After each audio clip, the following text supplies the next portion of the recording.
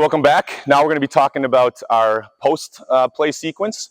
So again, whether you're a point guard, a wing player, or a post player, we don't really define players at camp as one of those. We define them as positionless players, which means they can shoot outside, they can finish inside, they can hit the mid-range jump shot, and they can also post up. So the post sequence that we're going to go through right now is, number one, we're just going to work on an influence step.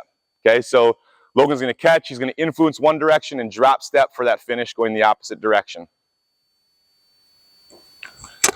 Ball spins out. Yep, influence. So you'll notice that he's influencing the defender. Okay, he's influencing the defender the opposite direction that he wants to finish. That shoulder influences, and then he's spinning off of that. Okay, that's an influence drop step.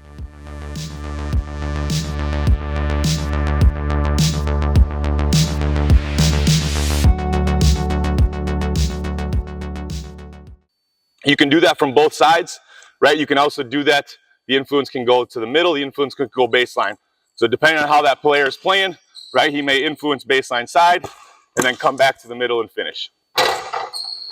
As post players, that's the baseline move, right? You have to have that footwork to be able to create an opportunity immediately off of a catch, reading that defender. The second one that we're going to work on is we're going to work on an influence drop step with a step through. Okay, so again, we're reading that defender off of the first primary influence. He's going to drop step, pick up his dribble, get guarded, and then make a step through move.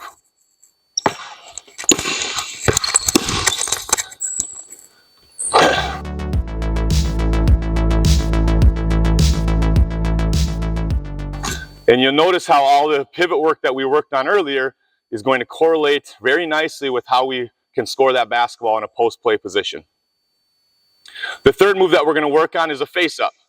Okay, in this situation, this is a more advanced move, right? As you get into your middle school and high school years, this move is primarily used when that defender is giving you space. Okay, so the defense really isn't guarding you very tightly. You want to create that space and be able to read.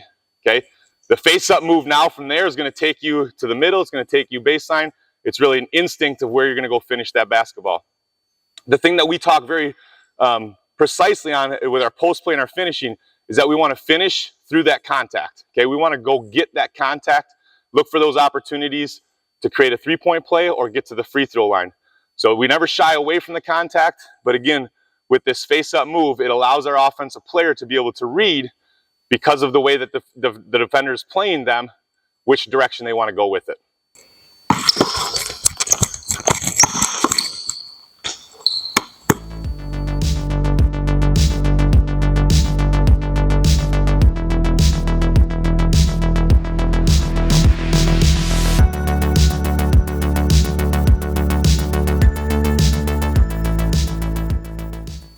And the last post-play move that we're going to work on is just a multi-pivot. This multi-pivot is really utilized when that defender is very good and staying with those primary moves. We're going to have to get to multi-pivots in order to score. Okay, so be looking for jabs, be looking for shot fakes, be looking for a step through not one time, but maybe a step through twice. Be looking for a same side finish.